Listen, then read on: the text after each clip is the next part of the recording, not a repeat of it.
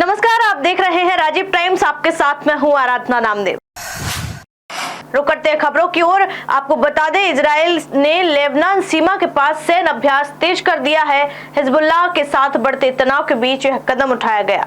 Israeli सेना ने कहा कि यह किसी भी खतरे से निपटने की तैयारी है। लेबनान ने इसे उकसावे की कार्रवाई बताया है और संयुक्त राष्ट्र से हस्तक्षेप की मांग की है।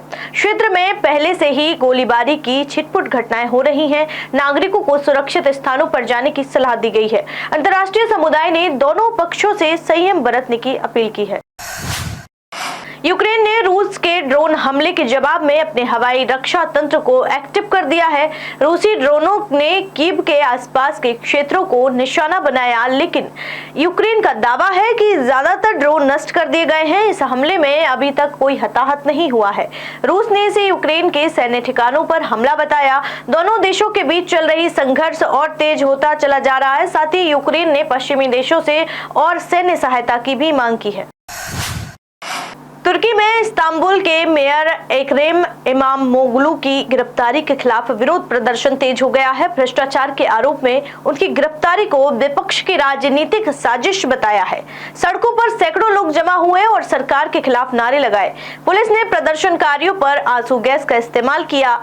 इमामोग्लू के समर्थकों ने उनकी तत्काल रिहाई की भी मांग की है। ब्राजील पुलिस ने रियो में हथियार तस्करी के खिलाफ नई छापेमारी शुरू की है। 2000 असॉल्ट राइफलों की जब्ती के बाद यह कार्रवाई की गई। संदिग्धों को हिरासत में लिया गया है और जांच जारी है। पुलिस का कहना है कि यह संगठित अपराध को रोकने की दिशा में बड़ा कदम है। हथियारों की उत्पत्ति अमेरिका से बताई जा रही है। स्थानीय लोगों ने इस अभियान का समर्थन किया है, लेकिन अपराध की जड़ें गहरी होने की चिंता बनी हुई है। इथियोपिया में नए टैक्स कानून के खिलाफ प्रदर्शन शुरू हो गए हैं। सरकार ने इसे आर्थिक संकट से निपटने का तरीका बताया है, लेकिन मजदूर संगठनों ने इसका कड़ा विरोध किया। प्रदर्शनकारियों ने सड़कों पर उतरकर नारेबाजी की और कानून वापस लेने की मांग की है।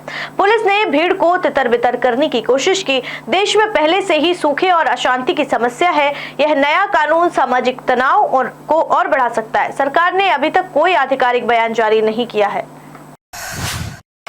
नॉर्थ मैसेडोनिया में नाइट क्लब के आग पीड़ितों का अंतिम संस्कार शुरू हो गया है। 16 मार्च को इस हादसे में 59 लोगों ने अपनी जान गंवा दी थी। उनके परिवारों ने सरकार से मुआवजे और सख्त नियम बनाने की मांग की है। जांच में लापरवाही को जिम्मेदार ठहराया गया है। देश में शोक की लहर है और लोग सड़कों पर श्रद्धांजलि दे रहे हैं। यह यूरोप में हाल की सबसे बड़ी त्रासदियों में से एक है। सरकार ने सुरक्षा मानकों को बेहतर करने का वादा किया है।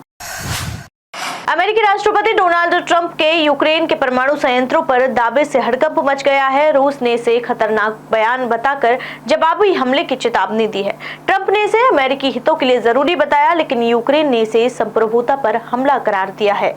यह बयान क्षेत्रीय तनाव को और बढ़ा सकता है। विशेषज्ञों ने इसे कूटनीतिक संकट की शुरुआत बताया है। अंतर्राष्ट्रीय समुदाय ने दोनों पक्षों से संयम बरतने की अपील की है। लंदन में बिजली संकट को लेकर आपात बैठक बुलाई गई है। सब स्टेशन में आग लगने से हजारों घर प्रभावित हुए और 150 लोगों को सुरक्षित स्थान पर ले जाया गया। अधिकारियों ने इसे गंभीर स्थिति घोषित की है। कार्य तेजी से शुरू हो गए हैं और पुरानी बुनियादी ढांचे को इसकी वजह बताया जा रहा है। लोगों ने सरकार से ऊर्जा व्यवस्था को मजबूत करने की मांग की है। जिम्बाब्वे की कस्ट्री कॉन्वेंट्री ने आईओसी की पहली महिला अध्यक्ष के रूप में पद संभाला है। ग्रीस में हुए 144वें सत्र में उनकी जीत हुई। उन्होंने इसे खेल और समानता के लिए ऐतिहासिक कदम बताया। दुनिया भर में खेल प्रेमियों ने इसका स्वागत किया। कॉन्वेंट्री ने ओलंपिक में सुधारों का वादा किया है। दमिश्क में तकनीकी उद्योग को पुनर्जनन के लिए बैठक शुरू हुई है। गृह युद्ध से तबाह सीरिया में यह नई उम्मीद लेकर आई है। विशेषज्ञों ने निवेश और नवाचार पर चर्चा की।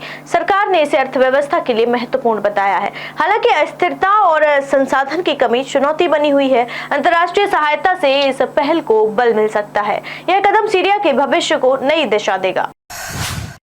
परिसीमन मुद्दे पर केंद्र सरकार के खिलाफ मोर्चा खोल चुके तमिलनाडु के मुख्यमंत्री एम.के. स्टालिन के विपक्ष को पूरा साथ नहीं मिल रहा है। पश्चिम बंगाल की मुख्यमंत्री ममता बनर्जी की पार्टी तृणमूल कांग्रेस इस बैठक में शामिल नहीं हो रही है।